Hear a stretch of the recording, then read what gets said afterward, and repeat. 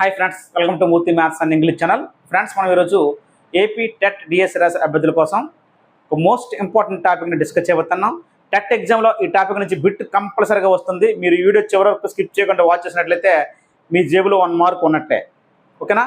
So bit ఏ విధంగా ఇస్తాడు, ఈ కాన్సెప్ట్ ఉన్న బిట్లు ఎన్ని రకాలుగా వస్తాయనేది వీడియో చివరిలో కొన్ని ప్రాక్టీస్ బిట్లు ఒక 4-5 మీకు చెప్పడం జరుగుతుంది. ఈ వీడియో చూసినట్లయితే మీ జేబులో 1 మార్క్ ఉన్నట్టే. ఓకేనా? టాపిక్లోకి వెళ్దాం. వీడియో చివరి వరకు స్కిప్ చేయకుండా వాచ్ చేయండి. చూసిన ప్రతి ఒక్కరు లైక్ చేయండి, మీ ఫ్రెండ్స్కి షేర్ చేయండి. ఫ్రెండ్స్, మనం ఇప్పుడు టైప్స్ ఆఫ్ సెంటెన్సెస్ అనే టాపిక్ని డిస్కస్ చేయబోతున్నాం. ఈ టాపిక్ నుండి టెట్ ఎగ్జామ్లో కంపల్సరీగా ఒక బిట్ రావడం జరుగుతుంది. టైప్స్ ఆఫ్ సెంటెన్సెస్ అంటే ఇక్కడ సెంటెన్సెస్ అనేది 4 రకాలు. అంటే మీనింగ్ బట్టి, వాటి యొక్క ఫంక్షన్ బట్టి 4 రకాలు. అంటే అసర్టివ్ లేదా డిక్లరేటివ్, ఇంపరేటివ్, ఇంట్రాగేటివ్, ఎక్స్క్లమేటరీ. అలా కాకుండా క్లాజెస్ బట్టి మనకి సెంటెన్స్ 3 రకాలు: సింపుల్, కాంపౌండ్, కాంప్లెక్స్. ఇప్పుడు మనం డిస్కస్ చేయబోతుంది అంటే assertive, interrogative, imperative, exclamatory sentence నుండి మనకి టెట్ ఎగ్జామ్లో బిట్ ఎలా వస్తుంది, ఏ మోడల్లో వస్తుంది, వేటి మీద బిట్ అడుగుతాడు, మనం ఎలా ఐడెంటిఫై చేయాలి అనేది ఇప్పుడు మనకు ఎక్స్ప్లెయిన్ చేయడం జరుగుతుంది. చివరిలో మీకు బిట్స్ కూడా కొన్ని శాంపుల్కి ఎక్స్ప్లెయిన్ చేయడం జరుగుతుంది. ఓకేనా? సో ఫస్ట్ అసర్టివ్ లేదా డిక్లరేటివ్ సెంటెన్స్. అసర్టివ్ లేదా డిక్లరేటివ్ సెంటెన్స్ అంటాం.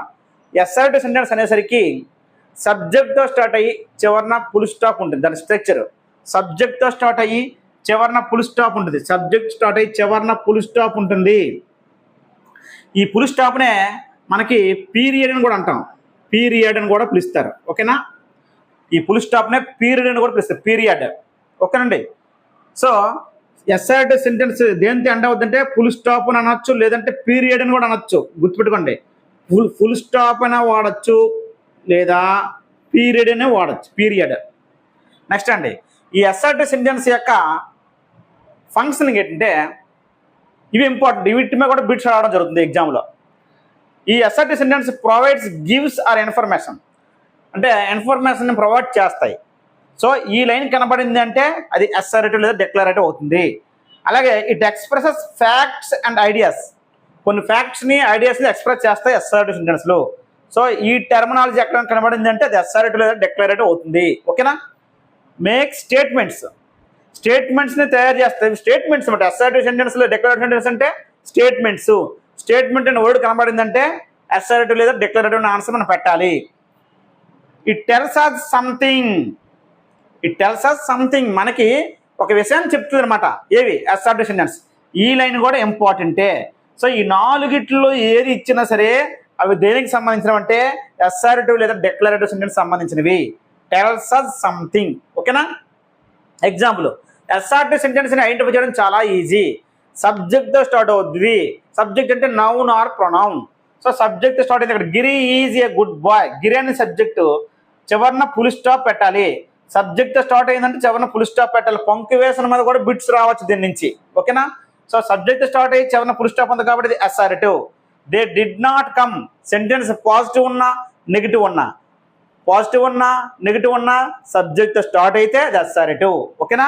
సో దే అనే subject, they did not come చివరిన ఫుల్ స్టాప్ కాబట్టి ఇది అసర్టివ్ సెంటెన్స్. ఓకేనా? అయితే ఇక్కడ పాజిటివ్ సెంటెన్స్ అనకూడదు. ఇంగ్లీష్లో యాక్చువల్గా పాజిటివ్ సెంటెన్స్నే ఎఫిర్మేటివ్ అని అంటాం. ఎఫిర్మేటివ్ అని పిలుస్తాం. ఓకేనా? ఇక్కడ మనకు అది అవసరం లేదు. సబ్జెక్ట్తో స్టార్ట్ అయ్యి చివరిన ఫుల్ స్టాప్ ఉంటే అసర్టివ్. సబ్జెక్ట్తో స్టార్ట్ అయిన సెంటెన్స్ చివరన ఏ పంక్చుయేషన్ మార్క్ పెట్టాలి అంటే ఫుల్ స్టాప్ పెట్టాలి. 2 బిట్స్ కవర్ చేయండి. ఇక్కడ సబ్జెక్ట్తో స్టార్ట్ అయిన సెంటెన్స్ చివరన ఏ పంక్చుయేషన్ మార్క్ పెట్టాలంటే ఫుల్ స్టాప్. దానిని పీరియడ్ అని పిలుస్తాం. పీరియడ్. ఓకేనా? ఇది అసర్టివ్. నెక్స్ట్ అంటే ఇంపరేటివ్ సెంటెన్స్కి వచ్చేసరికి వెర్బ్ 1తో స్టార్ట్ అవుతాయి. అంటే base form go, come, play. ఓకేనా? డూ. విధంగా బేస్ ఫామ్ వెర్బ్ 1 యొక్క రూపంతో స్టార్ట్ అవుతాయి. చివరన ఫుల్ స్టాప్ ఉంటుంది. సేమ్ అసర్టివ్ లాగే. ఓకేనా? అయితే ఇంపరేటివ్ సెంటెన్స్లకి సబ్జెక్ట్ ఉంటుంది కానీ మనం సబ్జెక్ట్ రాయము. అండర్స్టూడ్. యూ అనే సబ్జెక్ట్ ముందు ఉంటుంది కానీ రాయము. అవి ఇంపరేటివ్ సెంటెన్స్లో. అలాగే ఇంపరేటివ్ సెంటెన్స్ దేని స్టార్ట్ అవుతుందంటే ప్లీజ్ తర్వాత వెర్బ్ 1 ఉంటుంది. ప్లీజ్ తర్వాత వెర్బ్ 1 నుండి చివరన ఫుల్ స్టాప్ ఉంటుంది. ఓకేనా? ప్లీజ్తో స్టార్ట్ అయ్యి చివరన ఫుల్ స్టాప్ ఉంటుంది.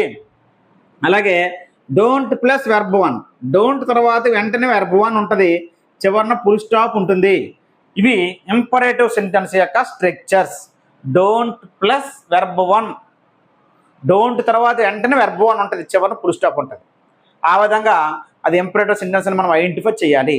ఎందుకంటే వాడు కొన్ని 4 సెంటెన్స్లు ఇచ్చి కింద వాటిలో ఇంపరేటివ్ సెంటెన్స్ ఏదైనా అడిగితే మనం ఈ స్ట్రక్చర్స్ ప్రకారంగా ఐడెంటిఫై చేయగలగాలి. ఓకేనా? నెక్స్ట్ దీని యొక్క ఫంక్షనింగ్ ఏంటంటే ఎగ్జామ్ మనకి మేక్ కమాండ్స్, రిక్వెస్ట్స్, ఆర్డర్స్ అని కనిపించిన make commands, requests, orders, give advises, instructions ఈ టెర్మినాలజీ కనబడిందంటే అది ఇంపరేటివ్ సెంటెన్స్. కమాండ్స్ని, ఆర్డర్స్ని, రిక్వెస్ట్స్ని, అడ్వైజెస్ అన్నిటిని తెలియజేసేటంటే ఇంపరేటివ్ సెంటెన్స్. ఓకేనా? నెక్స్ట్ అండి మరో ఇంపార్టెంట్ కీ పాయింట్ ఏంటంటే ఈ ఇంపరేటివ్ సెంటెన్స్ అనేది tells or instructs someone to do something. అంటే ఒకరిని ఒక పని చేయమని చెప్తారు, దాన్నే కమాండ్ అంటాం, ఆర్డర్ అంటాం, ఇంకొకరికి అడ్వైజ్ ఇవ్వడం అంటాం, ఇంకొకటి రిక్వెస్ట్ చేయడం. అర్థమైందా? To do something, tells someone to do something లేదా instructs someone to do something. ఈ లైన్ కనబడింది అంటే అది ఇంపరేటివ్. ఇందాక చెప్పండి చూడండి, tells us something, tells us something ఒక విషయాన్ని మనం చెప్తుంది, అప్పుడు అసర్టివ్. అలా కాకుండా ఇన్స్ట్రక్ట్స్ లేదా tells someone to do something, to do something ఇచ్చాడంటే అప్పుడు మనం రాయాల్సింది ఇంపరేటివ్. రెండు తేడా చూసుకోండి. ఓకేనా? Example, do your homework. Verb 1తో స్టార్ట్ అయ్యింది, చివరిన ఫుల్ స్టాప్ పెట్టాలి. డూ యువర్ హోంవర్క్, నీ హోంవర్క్ చేయని. సో వెర్బ్ 1తో స్టార్ట్ అయ్యింది, చివరిన ఫుల్ స్టాప్ పెట్టాలి. ఓకేనా?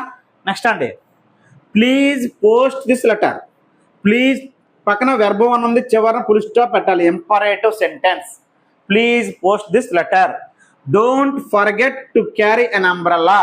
చూడండి, డోంట్ ఉండి తర్వాత వెర్బ్ 1 ఉన్నా, డోంట్ ప్లస్ వెర్బ్ 1 ఉన్నా, don't forget to carry an umbrella అంటే అంబ్రెల్లాని తీసుకురావడం మర్చిపోకు అని. ఓకేనా? Next, let us go for a walk. ఇది కూడా మనకి ఇంపరేటివ్ కిందే వస్తుంది. మనము వాకింగ్కి వెళ్దామా అని, let us go for a walk అని. Let us go for a walk అనేది కూడా ఇంపరేటివ్ సెంటెన్స్ వస్తుంది, కానీ ఎక్కువగా ఇది రాదు. ఈ 3 స్ట్రక్చర్లు ఎక్కువ. నెక్స్ట్ ఇక్కడ చూడండి, బ్లాకింగ్తో రాశాను, హే లుక్ హియర్. 4th క్లాస్లో ఇది ఇచ్చాడు, హే లుక్ హియర్. అదేంటిది, హే తర్వాత ఇక్కడ వెర్బ్ 1తో స్టార్ట్ అయ్యింది, చివరిన ఆశ్చర్యకం పెట్టాను. ఏంటి? ఇంపరేటివ్ సెంటెన్స్ అనేది ఏవో రేర్ సందర్భంలో కమాండ్ అనేది ఫోర్స్ఫుల్గా చేస్తే, అంటే కమాండ్స్ అంటే ఇంపరేటివే, ఆ కమాండ్ అనేది ఫోర్స్ఫుల్గా ఉన్నప్పుడు చివరన ఎక్స్క్లమేషన్ సింబల్ వస్తుంది.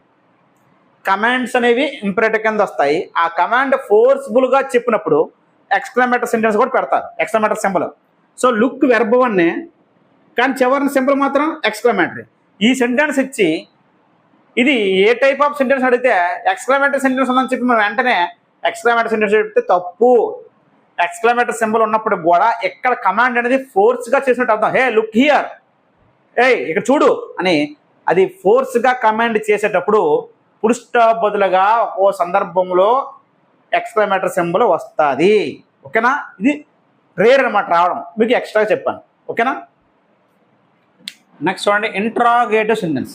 ఇంట్రాగేటివ్ సెంటెన్స్ అంటే మనకి ఇక్కడ 2 రకాలు ఉన్నాయి. ఇంట్రాగేటివ్ సెంటెన్స్లో 2 రకాలు, WH questions, SR questions. WH వర్డ్తో స్టార్ట్ అయ్యి చివరిన క్వశ్చన్ మార్క్ ఉంటే WH క్వశ్చన్స్ అంటాం. WH వర్డ్స్ అంటే మనకు తెలిసినవి what, where, when, why, who, whose, whom. హౌతో వచ్చిన హౌ మెనీ, హౌ మచ్, ఇవన్నీ కూడా WH వర్డ్స్. వాటితో స్టార్ట్ అయ్యి చివరిన క్వశ్చన్ మార్క్ ఉంటాయి. మరి SR క్వశ్చన్స్ అంటే హెల్పింగ్ వెర్బ్తో స్టార్ట్ అయ్యి చివరిన క్వశ్చన్ మార్క్ ఉంటుంది. అయితే ఇక్కడ స్ట్రక్చర్ ఇంపార్టెంట్. హెల్పింగ్ వెర్బ్ రాసిన తర్వాత వెంటనే సబ్జెక్ట్ రావాలి. WH వర్డ్ తర్వాత కూడా వెంటనే హెల్పింగ్ వెర్బ్ తర్వాత సబ్జెక్ట్ రావాలి. అదే ఇంట్రాగేటివ్ యొక్క స్ట్రక్చర్. WH వర్డ్ ముందున్నా సరే హెల్పింగ్ వెర్బ్ రావాలి, తర్వాత సబ్జెక్ట్ రావాలి, చివరిన క్వశ్చన్ మార్క్ రావాలి. లేదు WH వర్డ్ రాయలేదు, డైరెక్ట్ స్టార్టింగే హెల్పింగ్ వెర్బ్ ఉన్నా సరే పక్కన హెల్పింగ్ వెర్బ్ తర్వాత సబ్జెక్ట్ రాయాలి తప్ప ముందు సబ్జెక్ట్ రాదు, చివరిన క్వశ్చన్ మార్క్ వస్తుంది.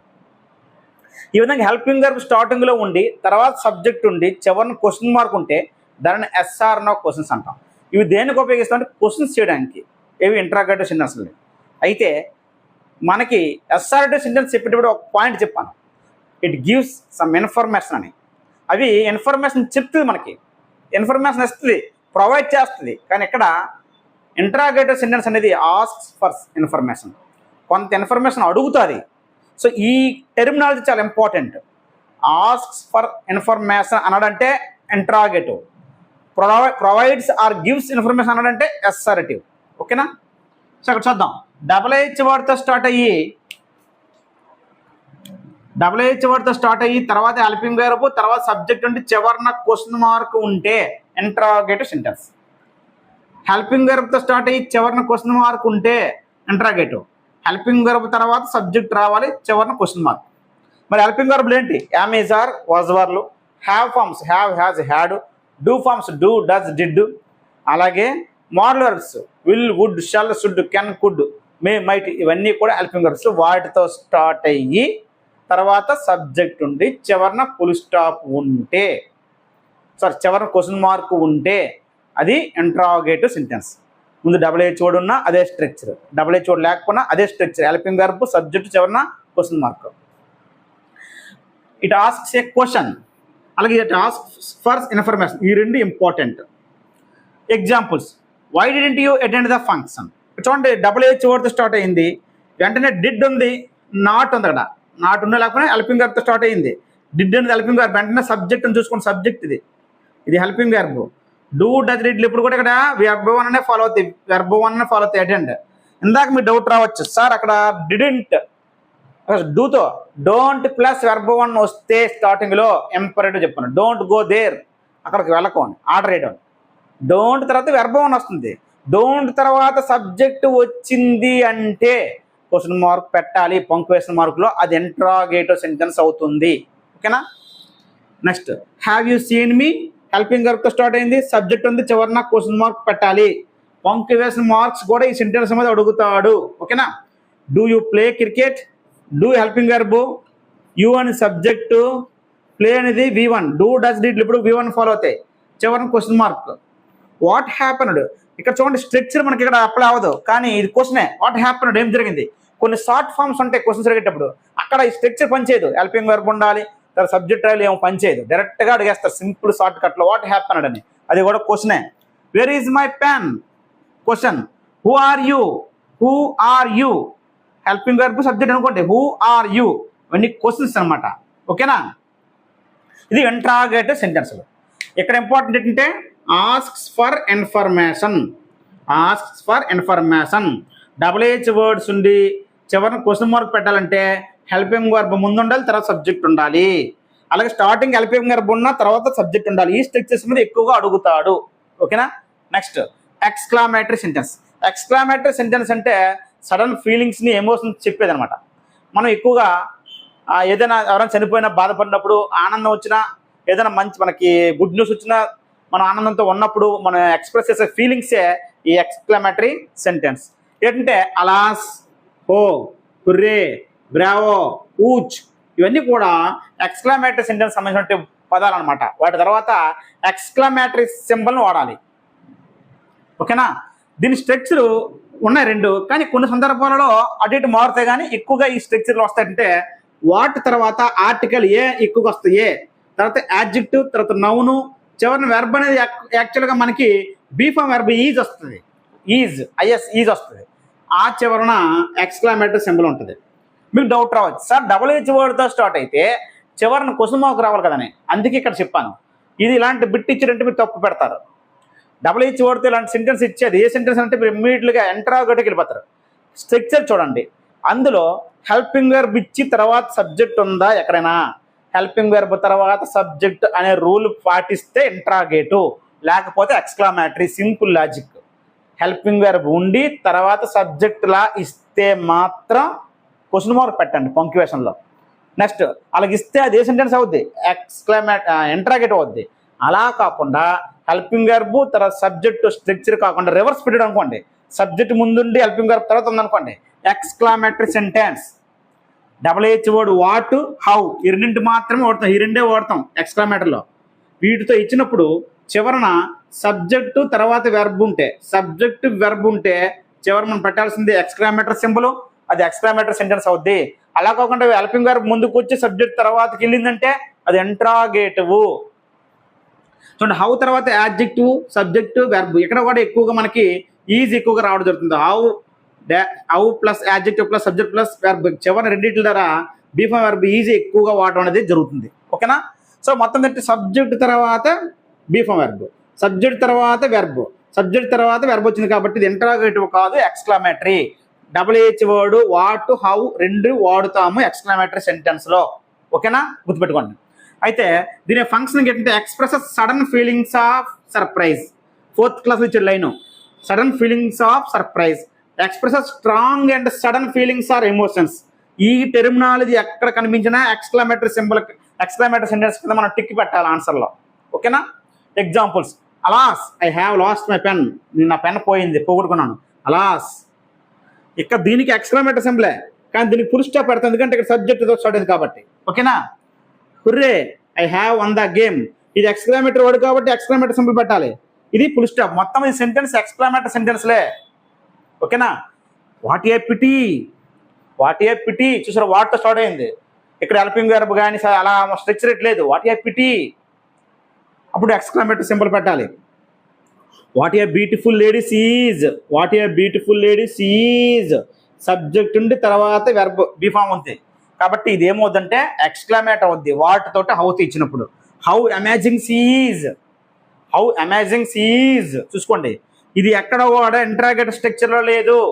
ఇంట్రాగేటివ్ స్ట్రక్చర్ రావాలంటే హెల్పింగ్ వర్బ్ ముందుండి సబ్జెక్ట్ తర్వాతకి వెళ్తుంది. ఓకేనా?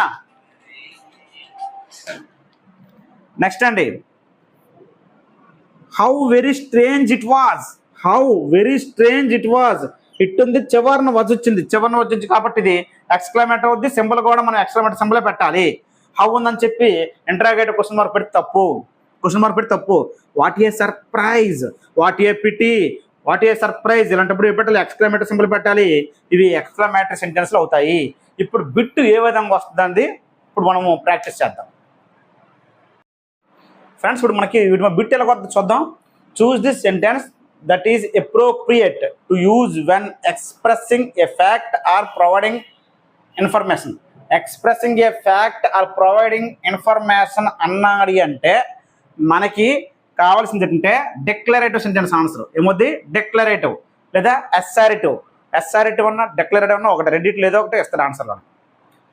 దెన్ ద ప్రొవైడ్స్ ఇన్ఫర్మేషన్ లేదా ఎక్స్ప్రెసింగ్ ఏ ఫ్యాక్ట్ అన్నాడు అంటే అది డిక్లరేటివ్ లేదా అసర్టివ్. ఓకేనా? Next, choose this sentence that gives instruction, commands and requests. ఇన్స్ట్రక్షన్స్ని, కమాండ్స్ని, రిక్వెస్ట్స్ ఇచ్చేది ఏంటంటే ఇంటరాగేటివ్ కాదు, ఎంపరేటివ్ సెంటెన్స్ అవుతుంది. ఏమవుతుంది, ఎంపరేటివ్. ఓకేనా? ఎంపరేటివ్ సెంటెన్స్ అవుతుంది, ఆల్రెడీ చెప్పాను మీకు. Next, choose this sentence that asks for information. That asks for information, information అడిగేది ఏది, ఇంటరాగేటివ్ సెంటెన్స్, ఇంటరాగేటివ్ అవుద్ది. మీకు ఇందాక సార్ ఇంటరాగేటివ్లోని వాట్ ఉంటుంది, ఎక్స్క్లమేటర్లో వాట్ ఉంటుంది, హౌ అందులో ఉంటుంది, ఇందులో ఉంటుంది. ఎలాగంటే సెంటెన్స్ మీనింగ్ బట్టి పోల్చొచ్చు. ఇక్కడ ఇంటరాగేటివ్ అంటే ఇన్ఫర్మేషన్ అడుగుతాం, వాట్ ఈజ్ అవర్ నేమ్, ఇదంతా ఆ విధంగా. అదే what a beautiful ladies is, ఆమె ఎంత అందంగా ఉందో అంటాను, అంతేగాని ఇన్ఫర్మేషన్ అక్కడ అడగలేదు. వాట్ ఈజ్ అవర్ నేమ్ అంటే ఇన్ఫర్మేషన్ అడుగుతున్నాం, అది interrogative. What a beautiful ladies is అంటే ఆమె ఎంత అందంగా ఉందో అంటే అక్కడ ఎక్స్ప్రెషన్ ఫీలింగ్స్ ఇస్తాను, అది ఎక్స్క్లమేటరీ, ఇది ఇంటరాగేటివ్. ఓకేనా? Next, choose this sentence that instructs someone to do something. Instructs someone to do something. చూడండి, అంటే ఒక వ్యక్తిని పలానా పని చేయని ఇన్స్ట్రక్ట్ చేయడం ఎందులో జరుగుతుంది, ఇంపరేటివ్లోని. Open the door, close the door, please post this letter, అదే డోంట్ డూ దట్, అది ఆ పని చేయకు అని ఒక వ్యక్తిని చేయమని చెప్తాం కదా. కాబట్టి instruct someone to do something ఎందులో జరుగుతుంది, ఇంపరేటివ్ జరుగుతుంది, ఇంపరేటివ్. ఓకేనా? మరికొన్ని బిట్స్ వద్దాం. నెక్స్ట్ బిట్ చూడండి friends. Which sentence ends with a period. Period అన్నా ఫుల్ స్టాప్ అన్నా ఒకటే చెప్పాను. సో ఏ సెంటెన్స్ ఫుల్ స్టాప్తో ఎండ్ అవుద్దంటే డిక్లరేటివ్ అవుద్ది, ఇంపరేటివ్ అవుద్ది. కాబట్టి ఆన్సర్ ఏంటంటే ఏ అండ్ బి ఆన్సర్. ఓకేనా? A and B, declarative, imperative రెండు కూడా అవుతాయి. Please let me know what I can bring to the party. ప్లీజ్తో స్టార్ట్ అయింది, వెర్బోన్తో స్టార్ట్ అయింది కాబట్టి ఇది రిక్వెస్ట్ రూపంలో ఉంది కాబట్టి ఇది imperative sentence. Choose the correct type of sentence to above given sentence. ఈ సెంటెన్స్ ఏ టైప్ ఆఫ్ సెంటెన్స్ అవుతుందంటే ఇంపరేటివ్ సెంటెన్స్ అవుతుంది. ఓకేనా. Don't do that work, don't do that work. ఓకేనా. డోంట్ తర్వాత వెర్బ్ ఉంది, ఆ పని చేయకు అన్నాడు. దిస్ సెంటెన్స్ రిఫర్స్ టు, ఆ పని చేయకు అని అంటే ఏమవుద్ది, ఇంపరేటివ్ సెంటెన్స్ అవుతుంది. ఏముంది, ఇంపరేటివ్. ఓకేనా. అలాగే ఎస్ఆర్టీఎం కూడా కూర్చున్నాడు. ఎస్ఆర్టీఎం చాలా ఈజీ, సబ్జెక్ట్తో స్టార్ట్ అయ్యి చివరి ఫుల్ స్టాప్ ఉంటుంది. ఓకేనా. చివరి క్వశ్చన్ మార్క్ ఉంటే అది ఇంటరాగేటివ్ సెంటెన్స్. క్వశ్చన్ మార్క్ పెట్టాలా, ఫుల్ స్టాప్ పెట్టాలా, ఎక్స్క్లమేటరీ సింబల్ పెట్టాలా, ఎలా పోలుస్తామంటే డబుల్హెచ్ వర్డ్ తర్వాత హెల్పింగ్ వెర్బ్ తర్వాత సబ్జెక్ట్ స్ట్రక్చర్ ఇచ్చారంటే క్వశ్చన్ మార్క్ పెట్టి తీరాల్సిందే. హెల్పింగ్ వెర్బ్ సబ్జెక్ట్ ఇచ్చారంటే క్వశ్చన్ మార్క్ పెట్టాల్సిందే. ఓకేనా. అవన్నీ నేను చెప్పిన రూల్స్ అన్ని చూసుకొని సరిపోతుంది. ఏ బిట్ అని మీరు ఆన్సర్ రాయగలరు. నెక్స్ట్ అండి, what a goal that was. What a goal that was. What ఉందని చెప్పి క్వశ్చన్ ఏంటంటే which punctuation mark suitable for this sentence. ఈ సెంటెన్స్కి what a goal that was సెంటెన్స్కి ఏ పంక్చుయేషన్ మార్క్ సూటబుల్, ఫుల్ స్టాపా, క్వశ్చన్ మార్క్, ఎక్స్క్లమేషన్ సింబల్ అంటే exclamation సింబలే పెట్టాలి.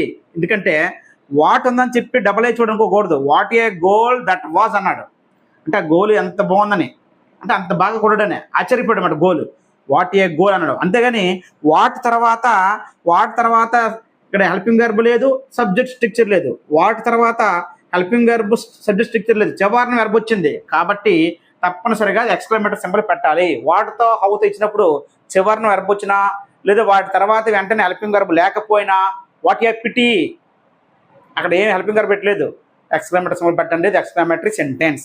ఓకేనా. ఆన్సర్ ఏమవుతుందంటే ఇక్కడ ఎక్స్క్లమేటరీ సింబల్ పెట్టాలి. ఈ విధంగా మనకు బిట్స్ రావడం జరుగుతుంది. నేను చెప్పినటువంటి ఆ 4 సెంటెన్స్ గురించి ఆ కీ పాయింట్స్ అన్నీ కూడా ఎగ్జాంపుల్స్, ఈ బిట్ మోడల్ బిట్స్ చూసుకున్నట్లయితే మీరు టెట్ ఎగ్జామ్లో 1 బిట్ కన్ఫామ్గా రాయగలరు. ఓకేనా. నెక్స్ట్ వీడియోలో సింపుల్ కాంపౌండ్ కాంప్లెక్స్ సంబంధించి బిట్ అడుగుతున్నాడు, అది ఏ విధంగా ఐడెంటిఫై చేయాలో దానికి ఉన్న షార్ట్ కట్స్ అన్ని చెప్తాను.